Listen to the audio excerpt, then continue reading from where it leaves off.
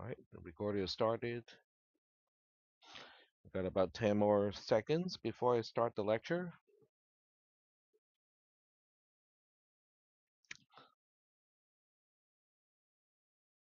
All right, it is 9 o'clock. I'm going to get started. There are two main things that I need to do today. The first one is to go over the exam. The exam, as the announcement says, it's going to be on the 12th. Okay, so we will have the second exam next Wednesday, 1 week from today. It will use the entire class period, just like the first exam. It'll be open book and open notes, just like the first exam.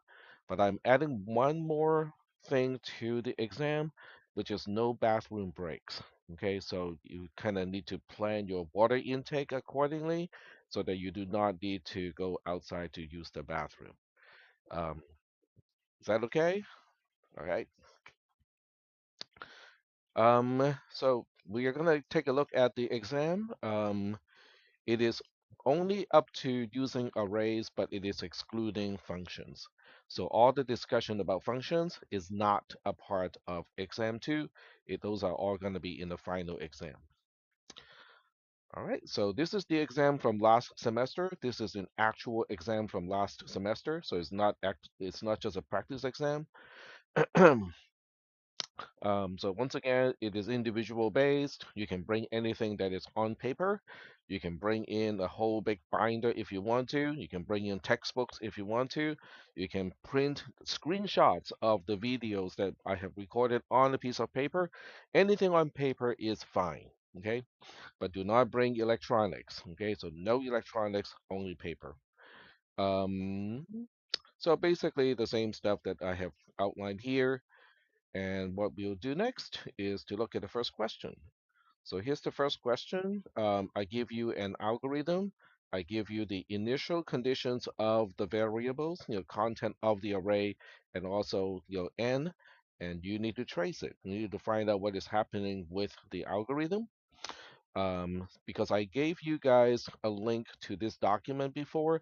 I'm hoping that you had tried to solve these, traces already, so that, if you don't know how to do a particular step, you would have kind of identified, okay, I kind of need some help over here. If you have not done that, it's okay. I'll give you the solution, but you never find out what you actually did not understand, okay, which I think is important. All right, so let's go ahead and get started with this particular algorithm. So I'm going to kind of do the same thing, but it gets a little bit difficult this time because well, let me first set up the new spreadsheet for today, and then I'll do whatever I can to make it easier for you guys to understand the trace. So just like usual, create a sheet for today.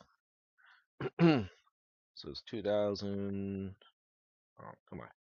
2025 1105, and this is sheet 1, which I'm going to rename as exam 2 question number 1, so this way you know which sheet is the trace of which algorithm. um and then I'm going to have to, oh, okay, I can move this one out of the way. All right, so what is next is I need to replicate, these conditions here. So I am going to create, two screenshots, one to identify, the array content first, and then we'll do another one for the algorithm later on.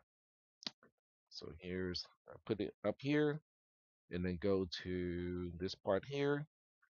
All right, so this is before we started to talk about functions. So the comments can be on all the way to the left-hand side. It can be all the way to the right-hand side. It doesn't really matter because we are not going to dynamically allocate or deallocate columns.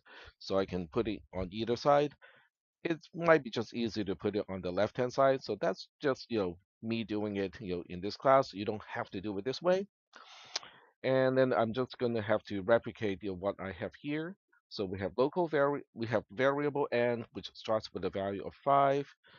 We have array A that has several elements. Okay, so element 0 has a value of 16. Element 1 has a value of 17. And then element 2, oops, has a value of 3. Element 3 has a value of 4. And then finally, element 4 has a value of 5. Okay, so I'm going to compact all of these columns so I have more space for the other variables that I need to track. Line number does not need to be this wide at this point because we don't have any functions. So now we move on to the actual algorithm. At this point, I can take this out because it's not needed anymore. So I go back to the test or the exam, and I just kind of copied this portion so that it is going to be displayed on the side. So do exactly the same trick and make it always on top and then move it on the side here. We go. All right. So I just have to name the variables that I need to track. We have W, we have X, we have Z. Oh, we have Y too. Okay, so Y is the one that is kind of interesting because Y itself is also an array. And let me read the question again. Okay, so we'll read the question carefully. All right. So the question says, it states very clearly that the second array Y has the same number of elements as the array A. So that means, in the trace, I also need to leave enough room for Y, for the array Y. And X has these columns, so Y is going to have the same number of columns. So the easiest way for me to do it on the spreadsheet, which you cannot do during your own exam, is to kind of just insert 5 columns to either the right or the left. I'm just going to do it on this side. So there'll be Y0, Y1, Y2, Y3, and Y4. There we go. All right, so I think I have accounted for all the variable names. I'm just looking here. Oh, there's a U, there's a variable U too. So I'm going to put another column here for variable U. So there are many variables in this case, but it's not too difficult to track. All right, so I believe that is all. And all of the other ones start with unknown values. In other words, if I don't tell you ahead of time that this a particular variable starts with a specific value, you basically have to make sure that you indicate that they start with some unknown value, which is represented by a question mark. The precondition is exactly that. So I'm going to pause right here and see if there are any questions at this point. No questions? All right. So if there are no questions, we're just going to trace this code. Instead of starting on line 1, this one starts with line 32, okay, which is fine. Okay, it's just a line number. W starts with the value of 0. And then on line 33, X starts with the value of 0 as well. And then on line 34, Z starts with a value of n minus 1, n is 5. So that means Z is going to start with 5 minus 1, which is 4. And then on line 35, Y0 is the same as A0. So that means, column I, which is Y bracket 0, is the element 0 of Y, is going to get the same value as element 0 of A, which is 16 in column D. And then on line 36, X becomes X plus 1. So it was a 0 before, and now it is a 1. And then we move on to line 37. And oops, okay, wrong place. Line 37, in which case U, which is column Q, is going to get a value of 1. All right. So do we have any questions at this point before we get into the control structure, just for the initialization? Yes. The value of X. Oh, right. So the value of X is here. It is supposed to increment by 1. So there we go. Thank you. All right. So any other questions, or did you guys catch any other problems that I have? No questions? All right. So, a few things, okay, even up to this point, you might want to bring a ruler with you, okay, because in order to make the table, out of the test, either you bring an arrow, I mean, a ruler, so that you can actually line and draw your own grid, or you can bring your own paper. So your grid paper works really well, okay, but you still want to draw the line so that it's easier for you to see which column is which one, okay? So that's my recommendation. It is not needed. And then we move on to line 38. Line 38 is a while statement. It is asking whether x is less than z. X has a value of 1, z has a value of 4, so 1 is less than 4 is true. So we get into the loop, which is starting on line 39. But line 39 is also the beginning of a conditional statement. So it's asking the question, is a bracket u less than a bracket u minus 1? All right, so u has a value of 1. So a bracket u is a bracket 1, which is element 1 of a, which is a 17. um, a bracket u minus 1 is referring to a bracket 0, which has a value of 16. So 17 is less than 16 is false. Are we good so far? Okay. So if the condition is false on line 39, we go to the else statement of that conditional statement, and it has none. So that means we just skip to line 42. So here's line 42. Line 42 is the beginning of another conditional statement. All it wants to do is to check whether W is 0 or not. So 0, W has a value of 0 right now, so the answer is true. And then we get to line 43. Line 43 is copying A bracket U to Y bracket X. So A bracket U, since u has a value of 1 at this point, so we are referring to element 1 of A. Element 1 of A has a value of 17. So that means on line 43 right now, the right-hand side of the assignment is really just 17. And we want to store that to Y bracket Z. Z has a value of 4 right now. So that means that we basically store 17 to element 4 of Y. So that means that we are going to go to this column, okay, and update it. So right here, we update it to a value of 17. Yeah. Mm-hmm. Oh, A bracket X. Oh, I thought it was. Okay. Wait, it is. Okay, I was following the wrong line of code. Okay, you're correct. It is X, so X has a value of 1, so we are changing column J to 17. Thank you. I was reading the wrong line of code. I was reading the other line. Okay, so now we get x gets x plus 1. So on the next line, which is line 44, x is incrementing to from 1 to 2. So we put a 2 over here.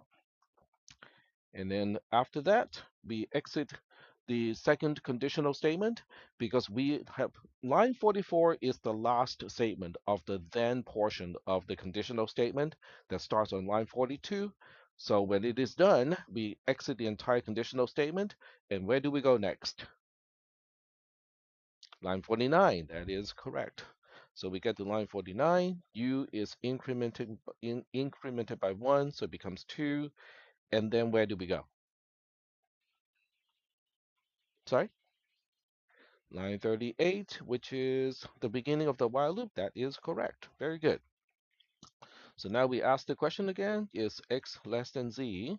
And the answer is it is true because x has a value of 2 right now. Z still has a value of 4. 2 is less than 4 is true. So now we kind of perform the whole thing again. We get to line 39, and then we ask the question, a bracket u is less than a bracket u minus 1. We want to find out whether that is true or not. So right now, variable u has a value of 2. So we are comparing a bracket 2, which has a value of 3, versus a bracket u minus 1. which is a bracket 1, which has a value of 17. So we are asking whether the 3 is less than the 17. The answer is true this time. So we go to the else case, and there's no, oh, no, I take it back. We go to the then case this time because there really is a then case, which is line 40. So on line 40, oops, uh, mm, I changed the zoom of this one here. Let me change it back. Auto zoom. There we go. All right. So we are now to going to line 40. Line 40 is calculating a new value of W. W, which is column N, was a 0. 1 minus 0 is a 1. So now W becomes a 1. And then after that, we move on to the second conditional statement, which starts on line 42, which is now comparing W to 0. This time it is false. So we have to go to the then statement, which is starting on line 46. On line 46, it is, so this time it's using Y bracket Z. So we retrieve A bracket U, and variable U currently has a value of 2. So we are referring to, okay, so I'm going to use the trick here so that we can see all the initial values of the arrays, because otherwise it becomes impossible to trace. So there we go.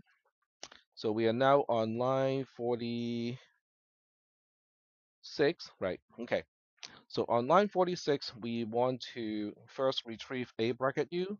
U has a value of 2 right now, so we are retrieving A bracket 2, which has a value of 3.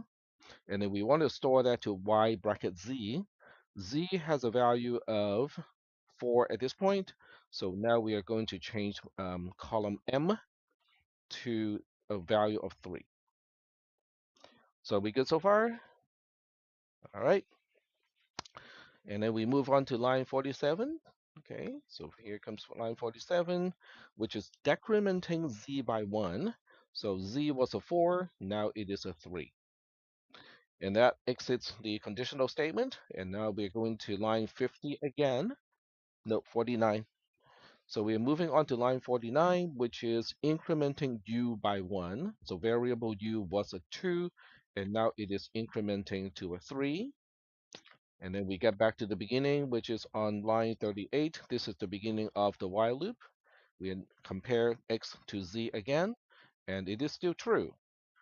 So in this case, it is still true because X has a value of 2, and Z has a value of 3. 2 is less than 3 is true. So there we go. And we have one more iteration to go in this case. So we move on to line 39. We reevaluate whether A bracket U is less than A bracket U minus 1. So this time, variable U has a value of 3. So we are basically comparing A bracket 3, which has a value of 4, to A bracket 2, which has a value of 3. So 4 is less than 3 is false. Okay, so this is false. So we skip over line 40 and 41 because the condition is false. So we move on to line 42 at this point. Line 42 is asking whether W equals to 0. That is false because we changed it to a 1 before. It is still 1 at this point. So we go to line 46. And line 46 is going to retrieve A bracket U. Variable U currently has a value of 3. So we are retrieving the value of column G, which is a 4. So that's the right-hand side of the assignment of line 46. And then we are storing that to Y bracket Z. Z has a value of 3 also. So we are going to store that to column L. So column L is now going to get a value of 4. So let me just double check, make sure the columns are lined up. Yep, there we go. So now this is getting a value of 4, and that is line 46. Now we move on to line 47. Line 47 says z should get z minus 1. So z had a value of 3. It is now going to become a value of 2. And line 47 ends the else branch of the conditional statement, which means we continue on to line 49. So on line 49, we just add 1 to variable u. It is now a 4. And then we go back to the beginning of the loop, which is on line 38. So at this point, x is less than z is now false because x has a value of 2 at this point, and z also has a value of 2. 2 is less than 2 is false. And since we have no code after the end of the while loop, that means that we are just going to go to post, and that would be the conclusion that that's the entire trace. All right, so I'm just going to pause and I will, kind of maximize the screen so that we can see more about the trace itself. Do we have any questions about this particular trace? Other than it is a little bit on the tedious side, I don't think there are anything particularly tricky about this trace. But it is a little bit on the longer side, but it took me with explanation about 20 minutes to do it. So are we good with this one? We good? Okay, all right. So then we are going to move on to the second question. So the first question, for this particular exam was the most um, tedious one. The other two are not tedious.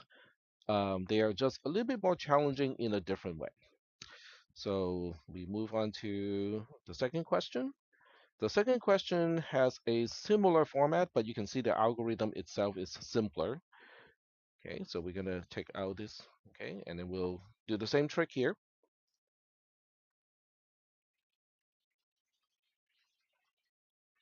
So I'm just gonna copy this so I can initialize the columns first, and then we'll go ahead and trace the actual algorithm.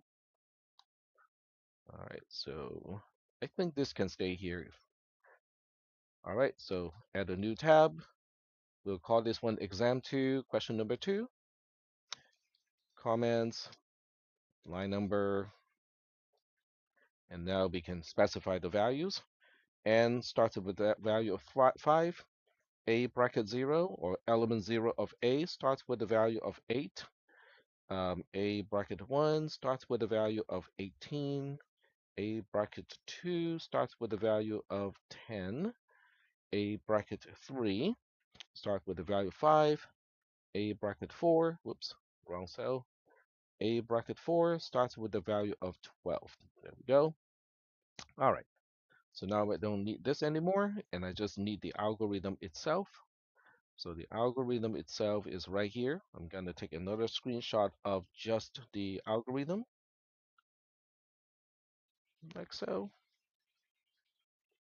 Open it, make it always on top. There we go. All right. And I'm going to be moving over here. Okay. And now we track down what this code is going to do. All right. So first thing first, we need to identify any additional variables that we need. Okay, and there are just a few this time, not like insanely many like last time. I believe v and z are the only two variables that we have to take care of. So here's z, and then later on we also have v. So here are the two variables that actually will be changing, but the array elements will change too as we execute the algorithm. So this is the entire precondition. Make sure that we indicate that z and v both start with unknown values to begin with. And now we start with line 8. Z gets a value of 0, so put a 0 here. And then we move on to line 9. Z is less than n minus 1 is true because z is 0. N is 5, 5 minus 1 is 4, 0 is less than 4 is true. Then we move on to line 10. Line 10 needs to evaluate the condition. A bracket z is greater than a bracket z, bracket z plus 1. So now we have to kind of slow down a little bit and see what we are comparing. A bracket z is A bracket 0 because the variable z has a value of 0. So we are looking at column D, which has a value of 8, and we're comparing that to the value of A bracket m, which is column E.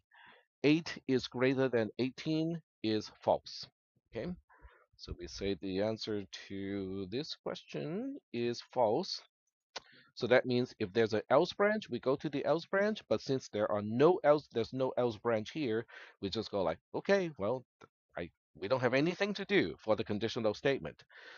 And the only thing left for me to do is to increment z on line 15 from 0 to 1 in this case. Then we go back to the beginning of the loop on line 9, and then we re-evaluate z is less than n minus 1. Z is up by 1, but it is still just 1 at this point. 1 is less than 4 is true. So now we go back to line 10, and we compare A bracket Z, which is A bracket 1 at this point, to A bracket Z plus 1, which is A bracket 2. So now we look at A bracket 1, it has a value of 18, and then A bracket 2 has a value of 10.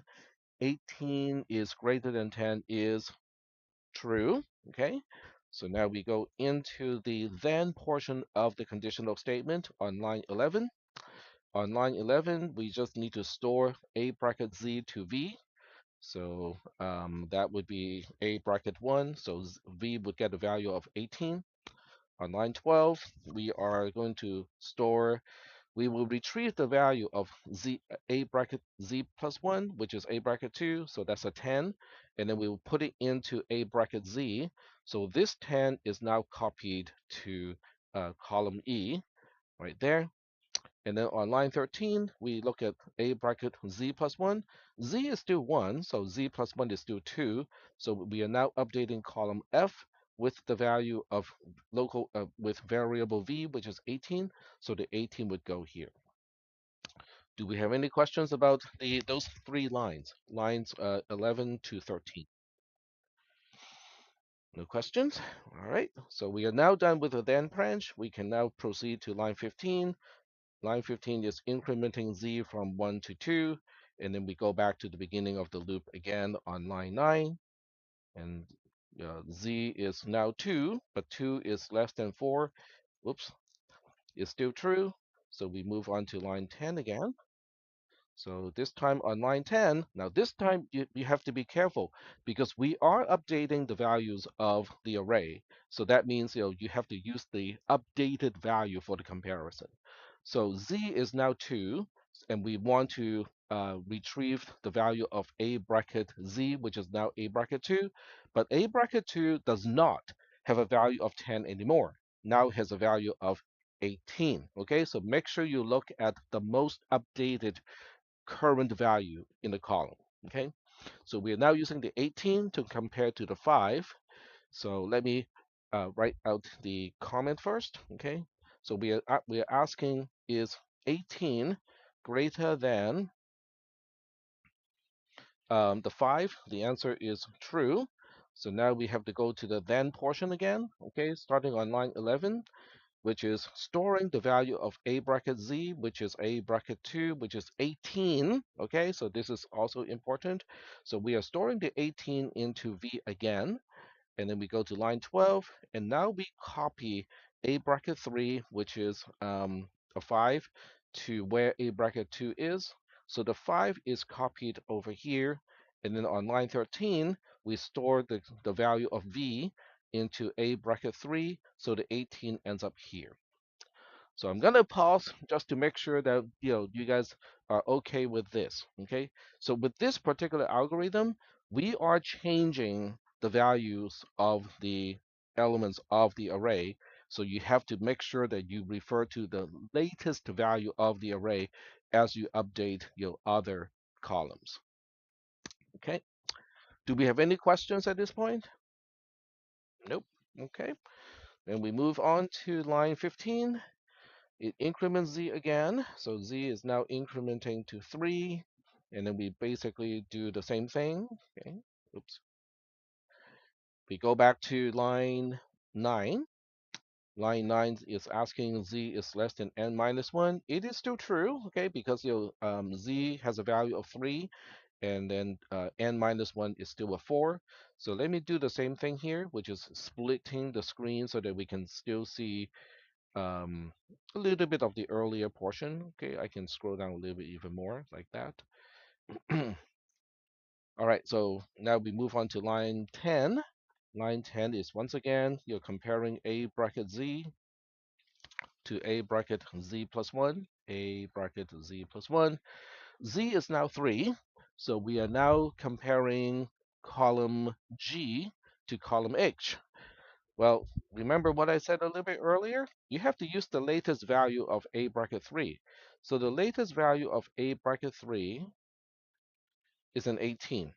So we are now comparing the 18 to the 12 over here. So that means, this is true. Okay, this condition is true. And as a result, we get to line 11. So the first thing we do is we retrieve the value of a bracket z, which is now a bracket 3. So a bracket 3 has a value of 18, and that is now stored to variable v. Then we move on to line 12. It then copy a bracket 4 to the column of a bracket 3.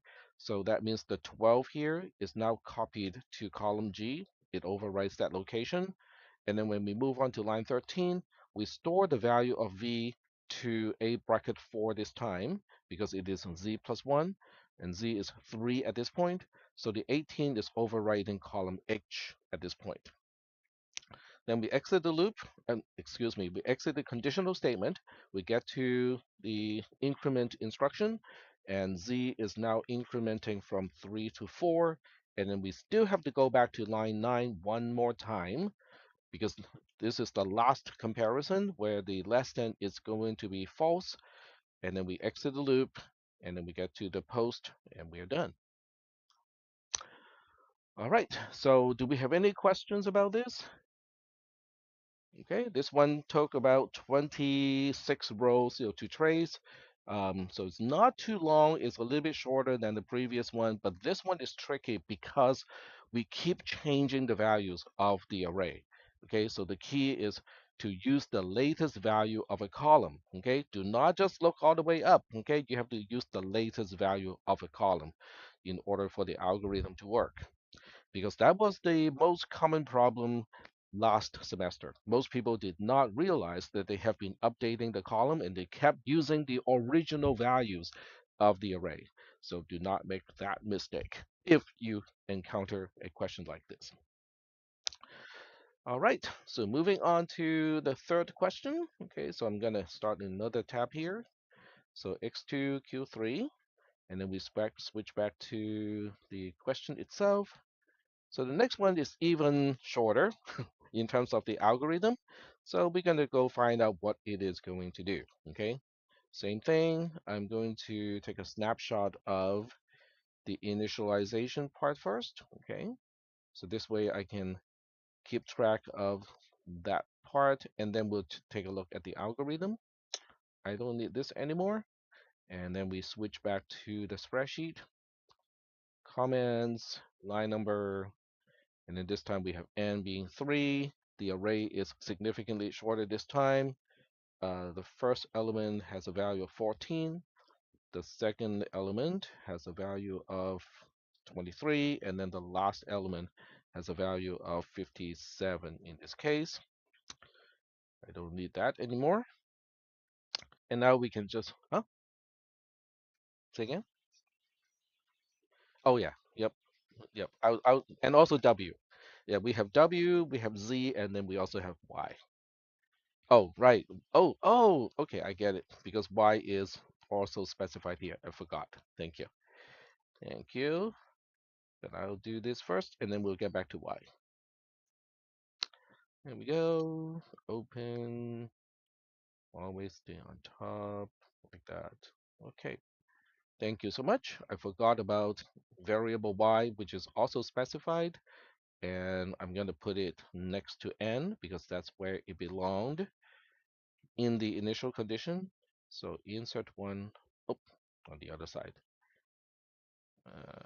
One to the right. There we go. So y starts with the value of, let's see, y started with the value of 23. Okay, so we'll put 23 over here. Thank you. All right, so these probably do not change in this algorithm, so we can keep them as narrow as possible. And then we have a few more variables. One is W, and then the other one is Z over here. So both of these are used in the algorithm, but they are not given any specific value to begin with. So that's why they both start with question marks. And this is our precondition. All right, so now we move on to line 41. Line 41 says, W should get a value of false, so put a false over here. On line 42, Z is supposed to start with the value of 0, and then we get to line 43. Line 43 is a little bit interesting. It says not W, right? But W is false, not false is true. Very good. Okay, so we have true on the left-hand side of the conjunction on line 42, and now well, that doesn't tell me anything about the result of the conjunction. So now I have to check whether z is less than n. Z is 0, n is a 3, 0 is less than 3 is true. So now we have true and true. So we have to spell out, not w, and z is less than n is true. We enter the loop, we enter we go for one iteration, which is on line 44. So on line 44, whether you track the condition in the comments or not is kind of up to you. So you can just go ahead and update W by itself. And I forgot to include, Z get Z plus one. Okay. But, it wasn't actually something that I forgot, but we'll see. Okay. So W is equaling to W or blah, blah, blah. So W is false already, it's false. So you cannot conclude the disjunction just because one side is false. So now we have to evaluate the other side, which is a bracket z equals to y. A bracket z is a bracket 0, which has a value of 14. 14 equals y, which is 23, is false. So we have false, or false. So that means w is actually updated to a value of false. And then we go back to line 43 already immediately without changing z. So without changing z, w still has a value of false. Z being still 0 is still less than n. It is still true. So some people recognize that this is an infinite loop right away, and that was the whole point. It really was an infinite loop. So most people just need to say, oh, this is an infinite loop because none of the variables involved in the condition of line 43 was changed. So that makes it an infinite loop. Because if none of those variables has changed the state, that means the condition that was true to begin with continues to be true. And that condition will never change because the next iteration is going to be the same, okay? Because we went through one iteration already, it did not change anything. So the next iteration is also not going to change anything. So the answer to this question is it enters an infinite loop at this point, and that's it.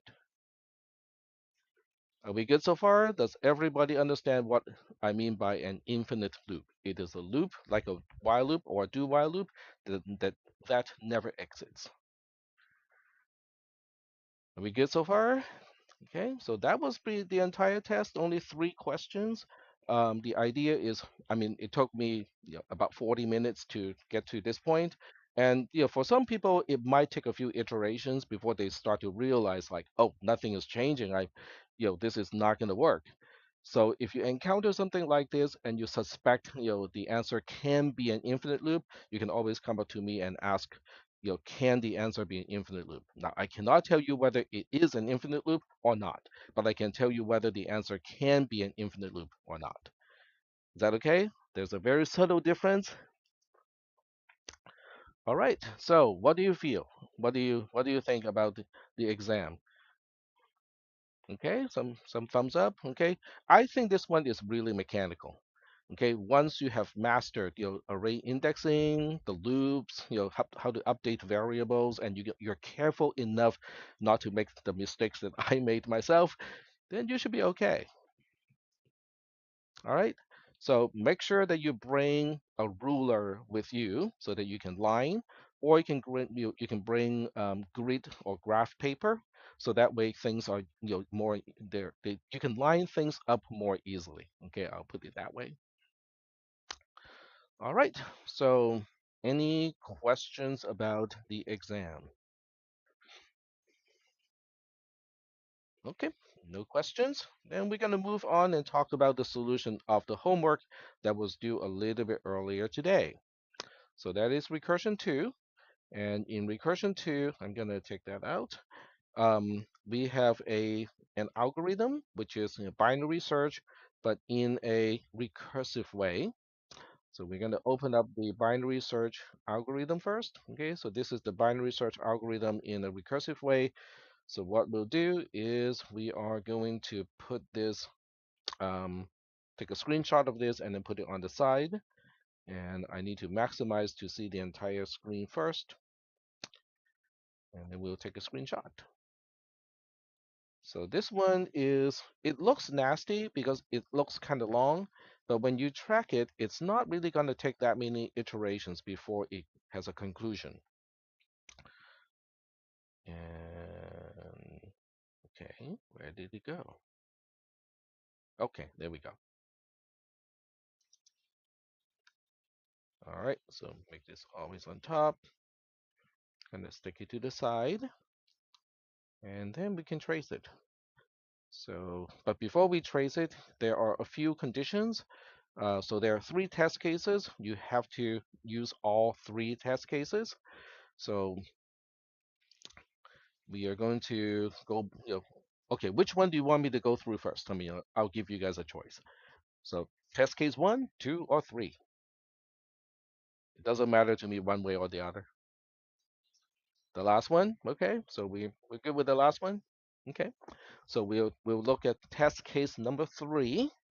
All right. So I am going to do the same kind of trick here. Okay, just take a little snapshot here so that it is visible to me as I initialize the algorithm or initialize the columns. So there we go. Always on top. Okay, there we go. And I'll stash this over here. And now we go back to the trays. Okay, make a new, new sheet and call this homework. Okay, HW for homework. All right. So this one definitely has a function call. So that means you really don't have a choice but to put comments all the way to the left-hand side. And then we have line number. And there are no global variables. So we're going to say, pre, there's nothing to say.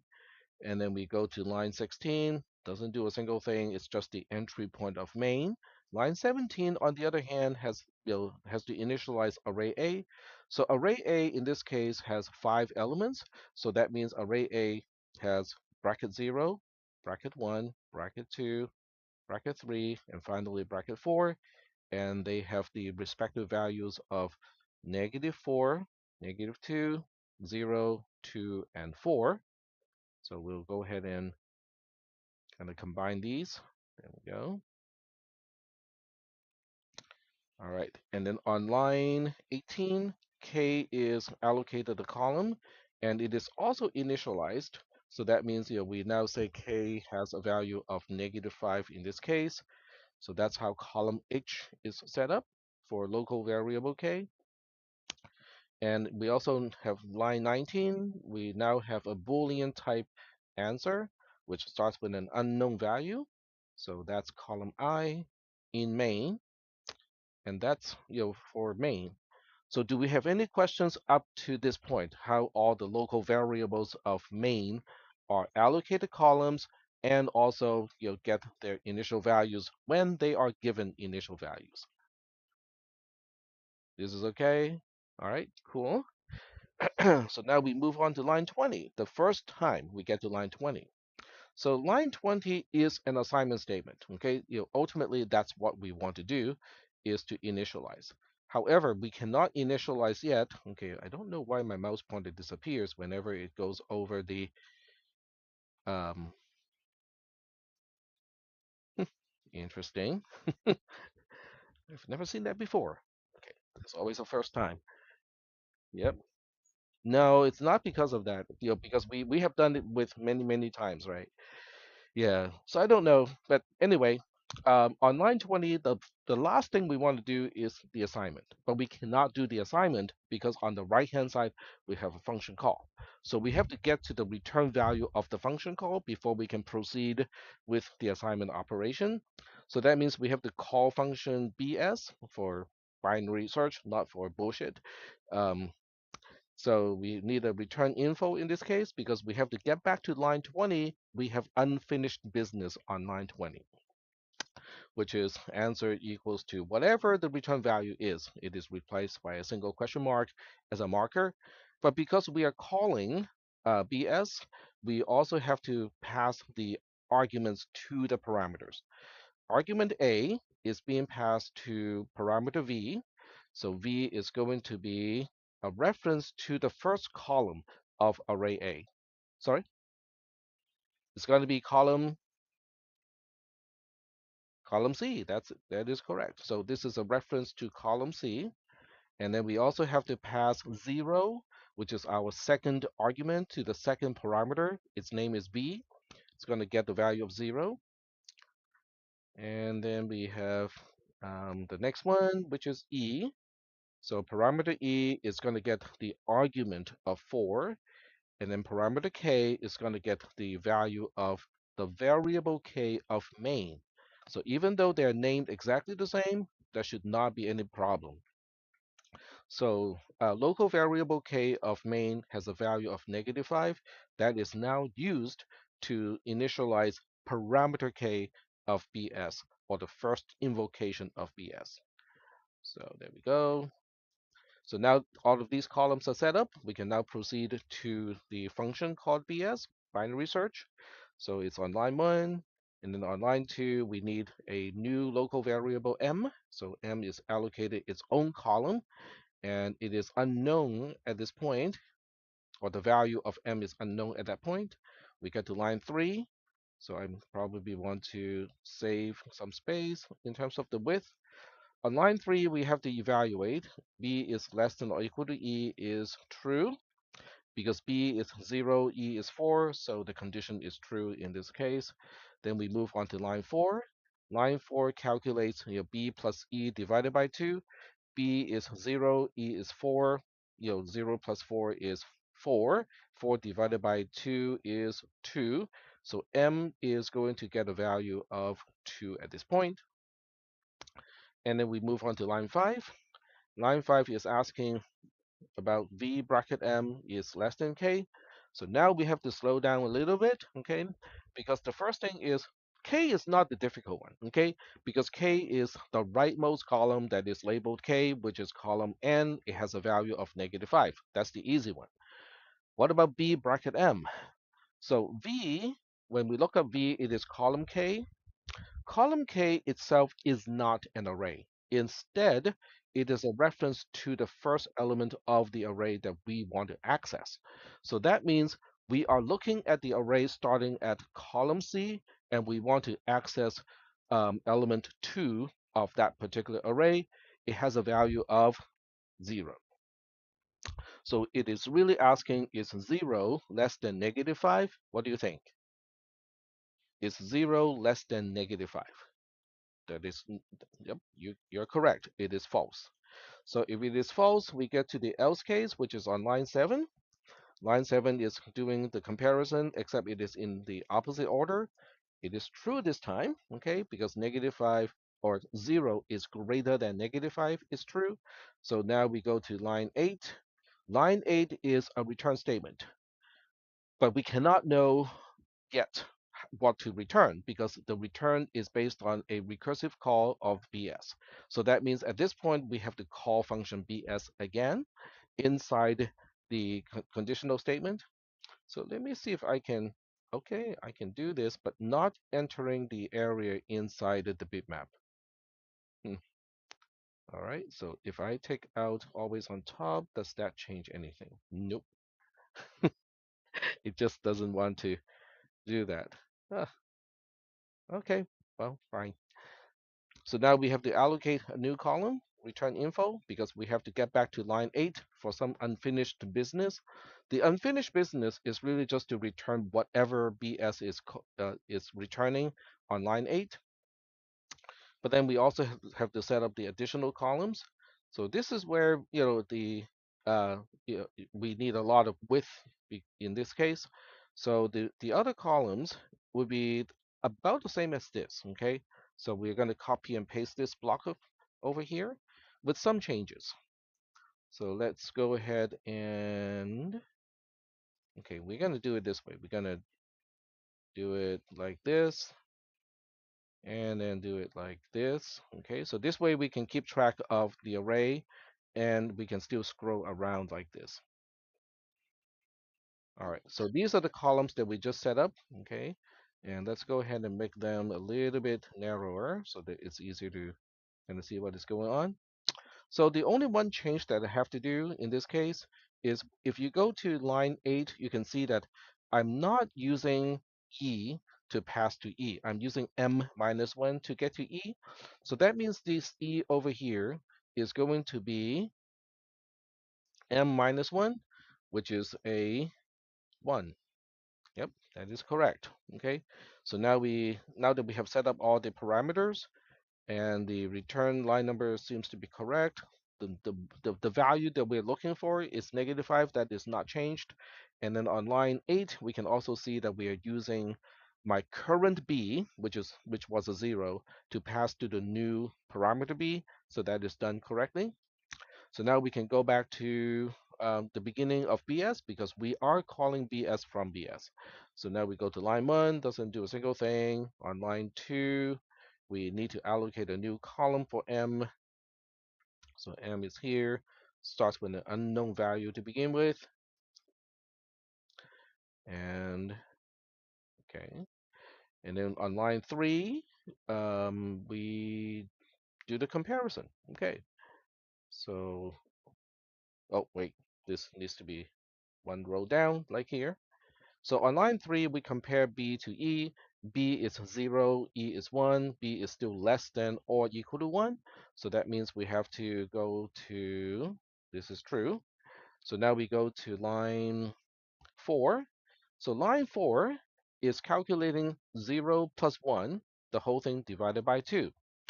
But we already know the last time we use binary search, the division is in an integer division, which means it is not 0.5. Okay, it is just the quotient of 1 divided by 2, which is 0. That is correct. So now we know that m has a value of 0, and then we move on to the next line. Okay, so we move on to the next line, which is line 5. Line 5 is asking, compare v bracket m to k and see if v bracket m is less than k. Well, the answer is no, okay, because k is actually less than all the values in the array. So, the answer is false in this case. So that will bring us to line 7, in which case we ask the opposite question. The answer is true this time. And then we get to line 8 again. So this time when we get to line 8, you can go like, okay, we're just going to copy and paste this chunk of cells over here, except what we are going to pass to E is m minus 1. This is m already. What is m minus 1? -1. Okay, so we're going to go look at these columns, okay, make them a little bit narrower so they're easier to see right there. So this time E is not 1, it is -1. And then we continue into BS starting from the beginning. So are we clear why E is -1 this time? Because we are using m minus 1 as an argument to pass to parameter E for the new invocation. So are we doing okay so far with that part? Okay. So if we're doing okay with this part, then we continue to line 1. Doesn't do a single thing. Line 2, is okay. We're gonna scroll over here a little bit. Come on, scroll horizontally. Oh, it doesn't want to because it cannot. There are no more columns. I actually have to construct new columns at this point, and I can't see what I'm doing unless I move that around. So we have to insert one column to the right hand side. There we go. All right. So now that we have one more column on line 2, we are allocating that column and name it M, which starts with an unknown value. We get to line 3. Aha! But this time when we get to line 3, B is less than or equal to E is, it is false. Okay? And where do we go when the conditional statement starting on line 3 has a condition that is false? Line 13 is correct. Okay, good job. Okay, so you guys did a good job analyzing the structure of the code and understand that, oh, okay, the matching else branch of the condition on line 3 is line 13. Okay, so line 13 executes, which means, okay, we're executing a return statement. Do we know what value we want to return on line 13? False, right? So that means we have to kind of do the usual thing, locate the rightmost return info cell. And which column would that be? Column V, that is correct, okay? And then we copy and paste it over here. And then we just say, okay, we'll change the question mark to whatever value we're returning. So tell me again, what are we returning? What is the value that we are returning? False, that is correct. So now we skip one row because we need one row to indicate things are getting deallocated. So on the following row or one after the following row in column B, we just repeat the whole thing so that by the time we get to line 8, we know what else we need to do on line 8. So now with everything done, I can now deallocate everything here. So I think this is return info. This is this is the array, which is V, and then we have B, and then we have E, and then we have K, and then we have M. So all 6 columns are deallocated at the same time, like so, and then we get back to return false. So now we execute return false on line 8. So when we get back to the code here, this is what we are returning, okay? Because we have resolved the last invocation of VS is having a return value of false. So now we are passing that value of false along. So we are executing the line 8 as it is described on row 37 of the trace, which means, okay, we do the same thing. Locate the rightmost return info cell, copy and paste, and then change the question mark to false. Okay, so now we just have to kind of scroll up a little bit and go like, oh, okay, it is this one. It's column P. Okay, so column P, copy the return info cell and paste it to this row over here. Change the question mark to false because that's what we are returning. So now it looks awfully confusing, right? Because the statement that you're executing looks exactly the same as the result after you replace the question mark. So don't be bothered by that, okay? It is just the way that the algorithm works out. So once again, we skip one row, okay, and move over here and just copy whatever you have over here. And then after that, we just have to indicate all of these columns are also deallocated at this point. Yep, okay. And now we're back to line 8 again. We're back to line 8, and it says, let's go ahead and return a value of false. So you do exactly the same thing as last time, okay? You just have to keep going back because the return info cell or the rightmost return info cell is now further away. It is now on in column J. Okay, so copy and paste that to the last row of our trace. Change the question mark to the value that we are returning, which is false, but that's it. Okay, don't change answer. Okay, we don't do it now. Okay, all we do is to change the question mark to a false, and then we do the same thing, copy and paste that cell to one row, past uh, skip one row in column B and then copy and paste. And then we also indicate that the columns are no longer in use. Okay, so we deallocate the columns after this. And now we're back to line 20. So line 20 is now ready to execute. We're ready for the assignment operation, which means we need to look for the right the rightmost column that is labeled answer, and that would be column I, and then change the value of column I to the value of false, and that's line 21. And then we move on to line 21, which is a return 0, and we don't usually do anything with that, and then we get to post, and we are done.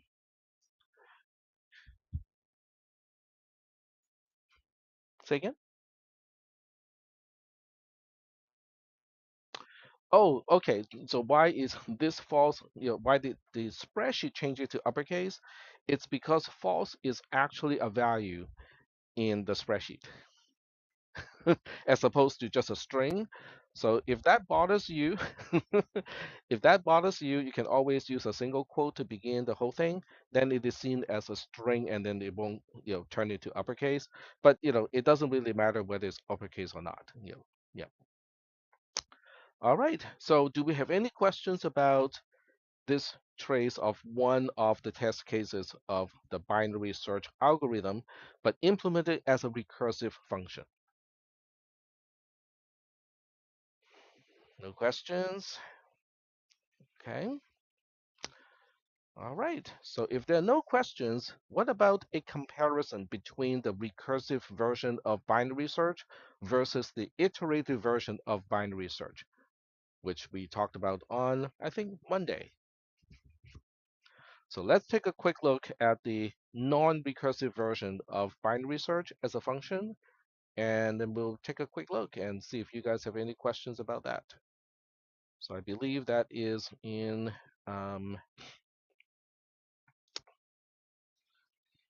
Monday, so that would be the O3, and then the algorithm of binary search is right here. This is the non-recursive version, and this is the recursive version. So we can just kind of take a quick look and do a comparison and see if you guys have any questions. So, do you guys know what I'm talking about? Let me just kind of put them side by side, so you can actually see what we are comparing. So we are comparing BS to bin search. They are essentially the same algorithm. One is recursive, and the other one is not. So the one that is recursive because we can see inside the function BS, it calls itself. Whereas the other one does not, because the other one actually is doing the iteration using a do while loop. Okay, and also the parameters are different.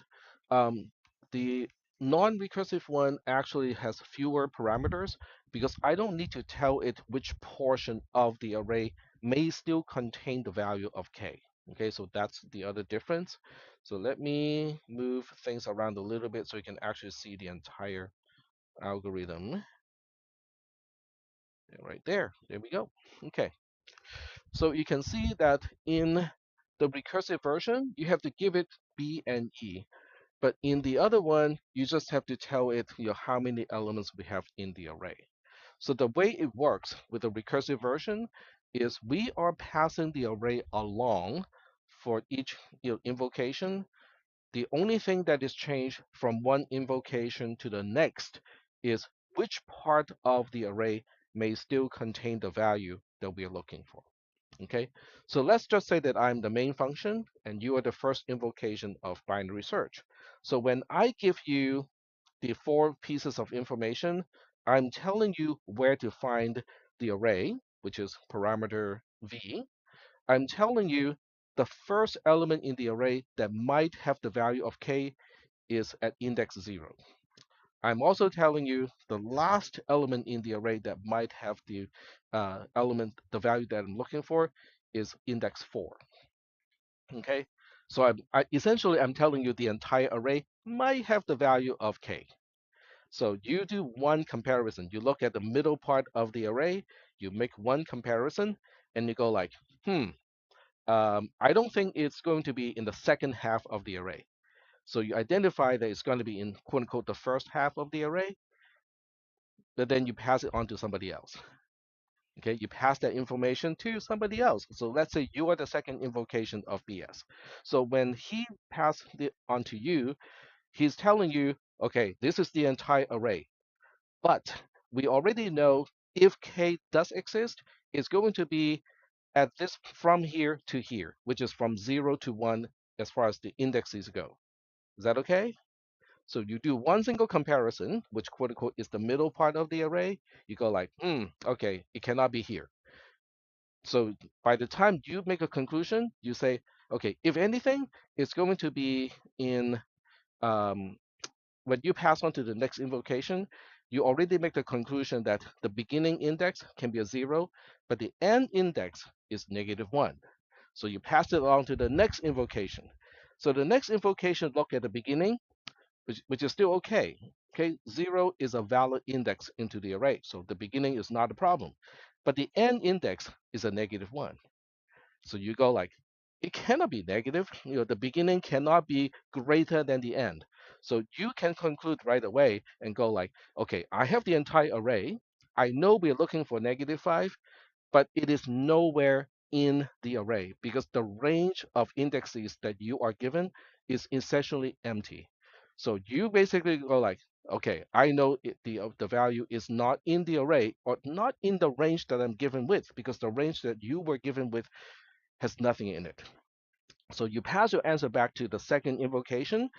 Then you go like, well, if it's not in that portion of the array, it cannot be in the array because you did one comparison to conclude that it cannot be, in the second half of the array. So you pass that answer back to the first invocation of binary search, and then you make the conclusion that, well, if it is not in the first half of the array, it is not anywhere in the array because you made the conclusion that it cannot be in the second half of the array. So then you make that conclusion that it is not in the array, back to main, and I just store the result into answer as a local variable. So that's kind of how recursion works, okay? So the way it works is nice in a way because the three problems that the three invocations are trying to solve, the nature of the problem is exactly the same. You are given an array, you are told the beginning index of where k can be found, you are also told the end index of where k can be found. In other words, you're given the range in the array where k can be found. But when you make one single comparison, you can make a conclusion. Oh, cannot be the first half, cannot be the second half. And then you pass that information to the next invocation. So for every invocation, the range of indexes that of the array that might still contain the value of k is halved. So that means, if you divide 5 by half, it is 2. And then you divide 2 by half, not by half. If you have 2, it is a 1. And then if you have 1, it is a 0. It becomes non-existent. And that's why in 3 comparisons, we come to the conclusion that -5 is not in the array. So the other two test cases kind of work out the same way, except, we moved um, the B and E around a little bit because 11 is not in the array. Okay, 9 is also not in this array. -5 is not in the array. The only change is where B and E would be located by the time you get to quote unquote a dead end and return false. So, are there any questions about the tracing of the binary search algorithm? No questions? All right. So if there are no questions, I think we can kind of not give you any additional homework assignment so that you can kind of spend more time to study for the exam. Um, so any other issues that you might want me to address? Nope. Okay, all right.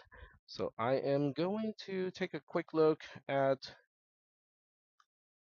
yeah, so I just want to make sure that the homework trace is here. When you look at this, it's not going to be as problematic as when I do this, because you probably have a screen that is a little bit larger, compared to the one that I have. Oh, I just did something stupid here. I changed the size of the columns instead of moving this bar. Yep. All right, so I do want to show you the shape of this whole thing. I'm doing the same thing here, FTP. There we go. Okay. So one thing you can do is to just kind of do a control P, which is printing, and this will give you an idea of what it looks like. We basically have the invocations stacking up on top of each other. Um, Let me go back and we did this before, okay, but I'm not sure. I think I might have done it on Monday, and not everybody was here on Monday, so I'm going to do it again today, just so that you guys know, how to visualize what is here and how to utilize that visualization. So if you zoom all the way out, okay, we'll just kind of zoom out to 50%. Yeah, it's still not enough, but closer. So basically, from column C to column H, okay, that is the space used by the first invocation, but that's main, okay? So from the context of main, it is using these columns. The first invocation of BS would be using these. Oh, I forgot about answer, but pretty close. Okay. So the second invocation of BS would be using these cells. The third invocation of BS will be using these cells over here. And then the last invocation or the third invocation of BS will be using these cells over here. So you can kind of see how it kind of goes all the way out and then it retracts. Um, that's a visualization that can be really helpful by the time you get to CISP 400.